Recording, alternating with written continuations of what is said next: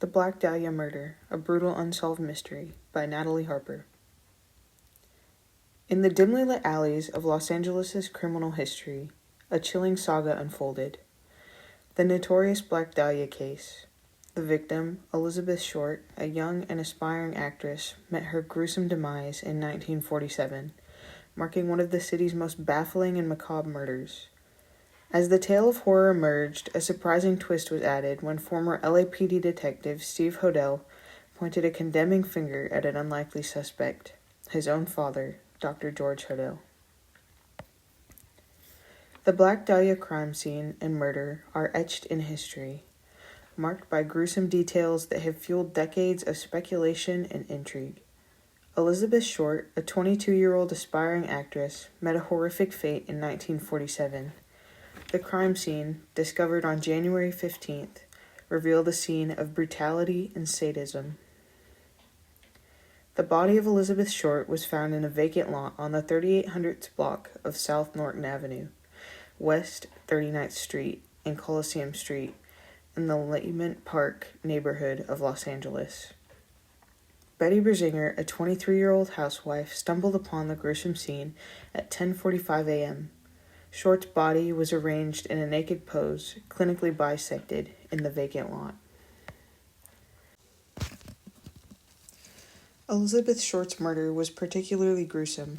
Her body had been severed at the waist, a horrifying act referred to as a hemicorpectomy. The bisection was performed with eerie precision, indicating advanced medical knowledge. The body was drained of blood and meticulously washed. Short's face was marred with deep knife lacerations and repeated blows from a heavy metal object. The killer left ligature marks on her wrists, ankles, and neck. Apart from the brutality of the bisection, the killer engaged in post-mortem mutilations.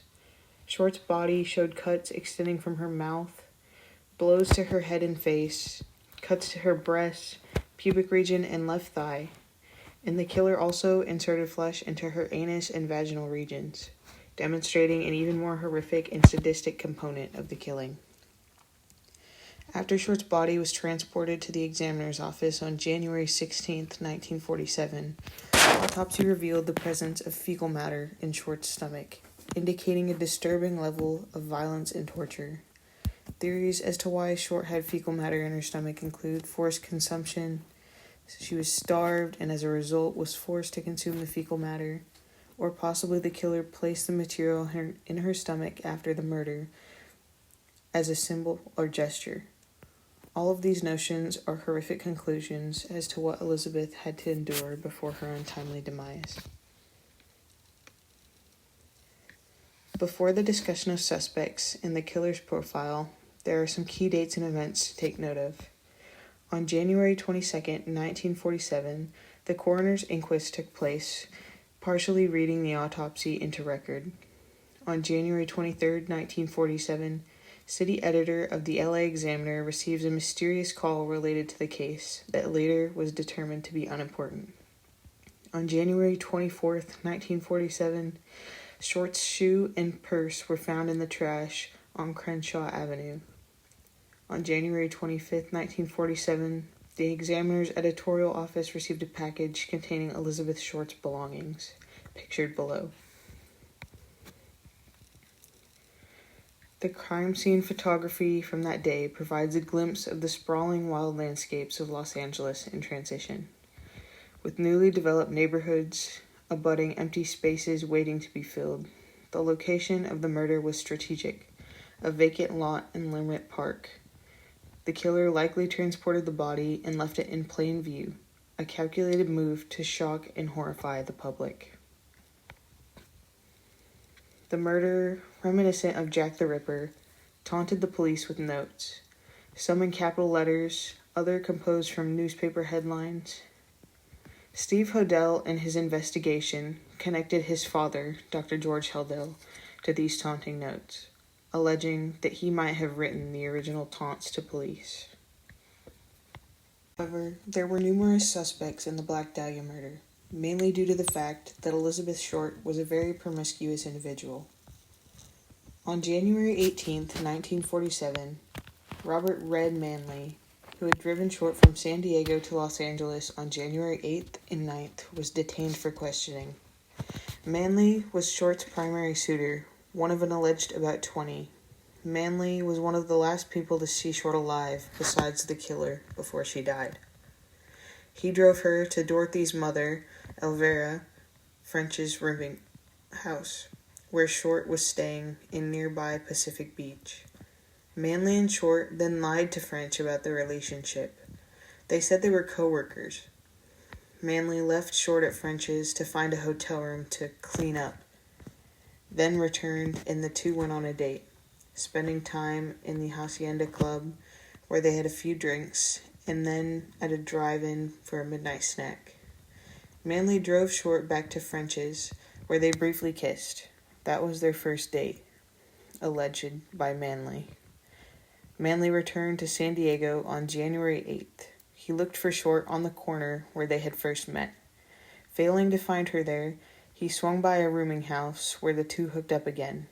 They drove to a hotel where Manley adamantly claimed they didn't make love in his room. After spending more time together, Manley volunteered to drive Short, who left French's house with all her belongings, to a bus headed for LA. Then changed his mind and offered to drive her all the way there. They made the trip together, and after ditching her belongings at a locker at the downtown Greyhound bus station, they ventured to the Biltmore Hotel. Short told Manley that she was planning to meet her sister, but he quickly became convinced otherwise. Figuring his opportunity with Short had come and gone, Manley left the hotel alone. That was January 9th, one of the last confirmed sightings of Short while she was still alive. Manley returned home after doing some business in Los Angeles, and so he told police at least. Did not give Short another thought until he read about her murder in the newspaper while on business in San Francisco. Manley had every opportunity but no motive to commit the murder, and when he was hauled in for questioning, he provided a strong alibi and passed a lie detector test. The Times reported that he fell asleep during the examination. After Manley was cleared of the crime, his life fell apart, and in August 1954 he was committed, by his wife Harriet, to the Patton State Hospital, a forensic mental institution in San Bernardino, California. While under psychiatric treatment, he underwent a truth serum examination, during which he was asked about Elizabeth Short. The results were conclusive and, quote, entirely negative, end quote. No new facts were elicited about Manley's brief encounter with her. Quote, my journey's end revealed to me a father who was evil incarnate. Everything I had spent my entire career trying to remove from society, end quote, Steve Hodel. Dr. George Hodel was a wealthy Los Angeles doctor who emerged from an unexpected figure in the narrative. According to Steve Hodel, his father was not just a prominent physician, but a sinister force, a Jack the Ripper figure responsible for the Black Dahlia murder. Steve Hodel also claimed that Dr. Hodel had connections within the LAPD that shielded him from justice. Steve Hodel's journey into his father's dark past began in the late 1990s, triggered by the discovery of what he believed to be personal pictures of Elizabeth Short in Dr. Hodel's photo album. This revelation led him down a rabbit hole, unearthing his father's heinous past. Dr. Hodel's life unfolded as a dark tapestry. Once a crime reporter in LA, he later transitioned to become a doctor in San Francisco.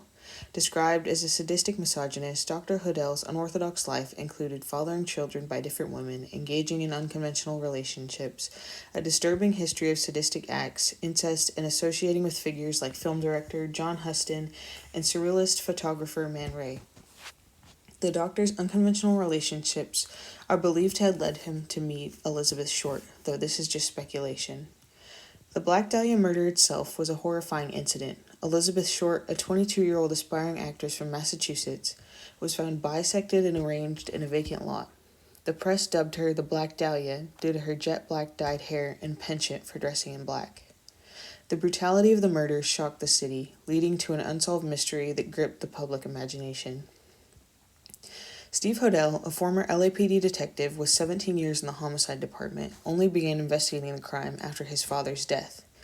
His discoveries painted a gruesome picture, accusations of incest, sadism, and shocking claims that Dr. Hodel might have been the Black Dahlia Avenger. Dr. Hodel's life took a more sinister turn with allegations of his involvement in another unsolved murder, that of Jean Finch, found a month after Short's murder.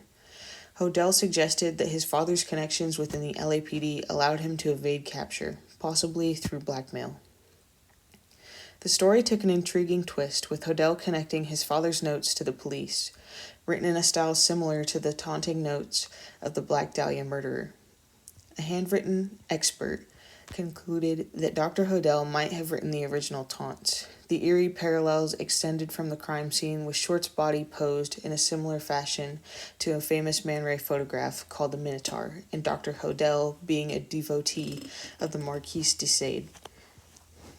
Despite the shocking revelations, skepticism lingered. John Gilmore, author of a previous book on the case, raised doubts about the authenticity of the photos that allegedly triggered the investigation. The current deputy district attorney, viewing Hodel's findings in a personal capacity, expressed reservations about filing charges against Dr. Hodel. The continued investigation into Elizabeth Short's murder revealed another series of key dates. Late January to early February 1947, a series of notes from the self-proclaimed Black Dahlia Avenger are received. These were later alleged to have been written by Dr. Hodel. In 1950, the LA County Grand Jury declined to take up the Black Dahlia case. Dr. George Hodel leaves Los Angeles and the U.S. in April 1950. August 1950, William Parker becomes chief of the LAPD. February 1951, Frank Jemison issues the final report to his superiors in the district attorney's office. No conclusions about the perpetrator, motive, or murder site have been reached. A list of suspects includes Dr. George Hodel and Mark Hansen. Hansen owned a property where Short once stayed, but that was his only link to the crime. Suspected abortionists were also mentioned. The 1950 grand jury shows no interest in continuing the investigation. An agreement with the LAPD is made that the case would never be assumed by the DA again. These later dates reflect the state of the investigation, lack of conclusive findings, and the involvement of suspects like Dr. George Hodel. The Black Dahlia murder, with its disturbing details and unsolved mystery, continues to cast a long shadow over the dark history of Los Angeles. Elizabeth Short's tragic end, coupled with the morbid circumstances of her death, remain an enigma that has captured the public's imagination for decades. Elizabeth Short's murder, once a headline, now stands as an open wound, a mystery lingering in the corners of LA's past. These are my cited sources, and these are the credits.